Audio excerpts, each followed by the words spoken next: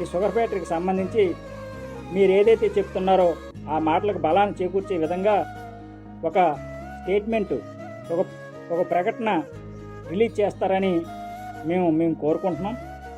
మీరు రిలీజ్ చేయలేని పక్షంలో ఇప్పటికే మీరు అధికారంలోకి వచ్చి 2 సంవత్సరాలు అయిపోతుంది. ఈ 2 సంవత్సరాల్లోని మీరు ఈ షుగర్ ఫ్యాక్టరీ కోసం చేసింది ఒక పెద్ద గుడ్డు సున్నా తప్పిస్తే అంతకు మించి మీరు చేసింది ఏమీ లేదు.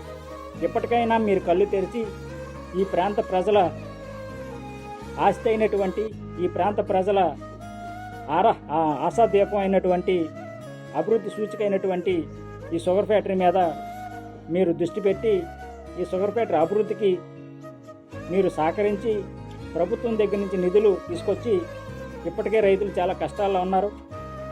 ఎప్పటి నుంచో సంవత్సరంన్నర అయిపోతుంది. వాళ్ళకి పేమెంట్లు ఇవ్వాలా, వర్కర్స్కి జీతాలు లేవు, ఫ్యాక్టరీకి మనుగడకు సంబంధించి ఈ ప్రాంత ప్రజల్లో ఆందోళన ఉంది. మీరు చెప్పే మాటలు చూస్తే కోటలు దాటుతున్నాయి కానీ పనులు చూస్తే సున్నాలాగా ఉంది.